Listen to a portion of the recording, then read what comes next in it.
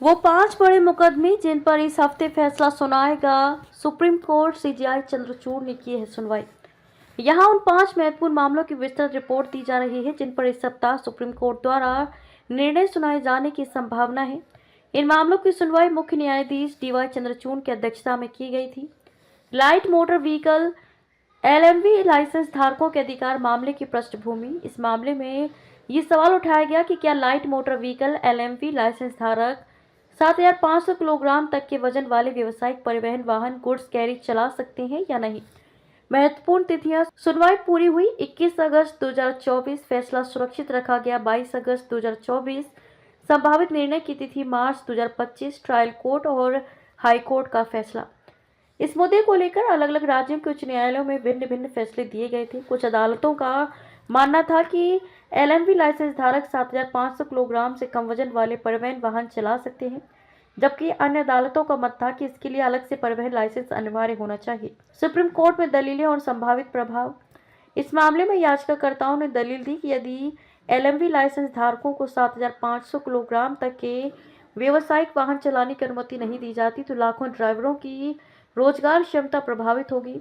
वहीं सरकार की ओर से तर्क दिया गया कि सार्वजनिक सुरक्षा को ध्यान में रखते हुए व्यावसायिक वाहनों के लिए विशेष लाइसेंस आवश्यक है। संपत्ति विवरण पर संवैधानिक अधिकार मामले की पृष्ठभूमि। ये मामला संविधान के तहत संपत्ति वितरण से जुड़े अधिकारों पर केंद्रित है। इसमें मुख्य रूप से ये सवाल उठाया गया कि क्या सरकार संपत्ति के पुनर्वितरण के लिए कुछ विशेष प्रावधान कर सकती है और क्या इससे अनुच्छेद 301 के तहत नागरिकों की संपत्ति अधिकारों का उल्लंघन होता है। महत्वपूर्ण तिथियां। याचिका दायर की गई मई 2023। सुप्रीम कोर्ट में सुनवाई पूरी हुई जनवरी 2025। संभावित निर्णय की तिथि मार्च 2025।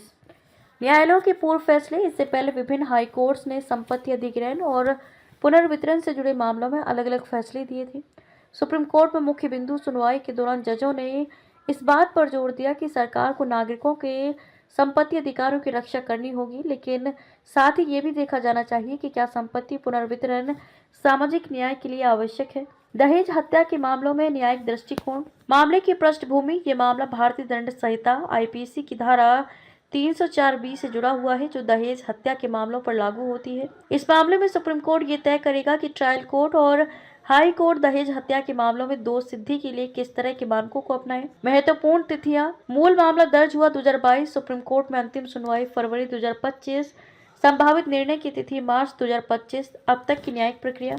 ट्रायल कोर्ट ने आरोपी को दोषी ठहराया था। हाई कोर्ट ने इस फैसले को पलट दिया और आरोपी को बरी कर दिया। सुप्रीम कोर्ट ने मामले को दोबारा देखा और इसे संविधान पीठ को भेजा।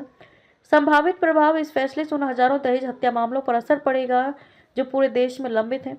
सुप्रीम कोर्ट ये भी तय करेगा कि किन परिस्थितियों में आरोपी को दोषी ठहराया जाना चाहिए और किन परिस्थितियों में उन्हें राहत दी जा सकती है। मोटर दुर्घटना मुआवजा मामलों में व्यवसाय अधिग्रहण का प्रभाव। मामले की पृष्ठभूमि।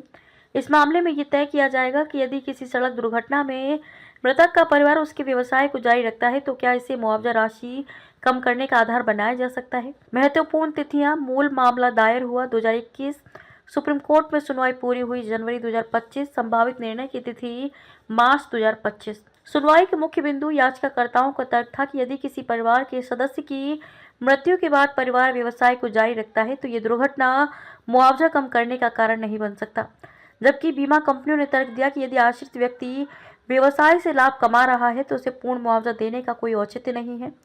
संभावित प्रभाव। यदि सुप्रीम कोर्ट बीमा कंपनियों के पक्ष में फैसला देता है तो भविष्य में मोटर दुर्घटना मुआवजा मामलों में बदलाव आ सकता है और मुआवजा राशि में कटौती हो सकती है।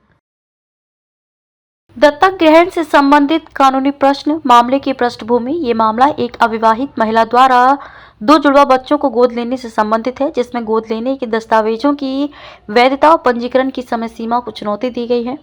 महत्वपूर्ण तिथियां। मूल याचिका दायर हुई दिसंबर 2022। सुप्रीम कोर्ट में अंतिम सुनवाई फरवरी 2025। संभावित निर्णय की तिथि मार्च 2025।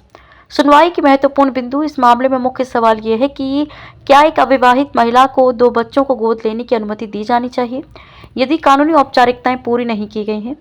संभावित प्रभाव। यदि सुप्रीम कोर्ट महिला के पक्ष में फैसला देता है तो इससे सिंगल पेरेंट्स के लिए गोद लेने की प्रक्रिया आसान हो सकती है। वहीं यदि अदालत ने गोद लेने की प्रक्रिया में सख्त नियमों को लागू करने का निर्देश दिया तो भविष्य में दत्तक ग्रहण संबंधी मामलों में नई जटिलताएं आ सकती हैं। निष्कर्ष, इन 5 मामलों के फैसले भारत की न्यायिक प्रणाली और नागरिक अधिकारों पर दूरगामी प्रभाव डाल सकते हैं। सुप्रीम कोर्ट द्वारा सुनाए गए निर्णय कानूनी प्रक्रियाओं में नई मिसालें स्थापित कर सकते हैं और विभिन्न क्षेत्रों जैसे परिवहन, संपत्ति अधिकार, दहेज कानून, दुर्घटना मुआवजा और गोद लेने की प्रक्रियाओं में सुधार कर सकते हैं।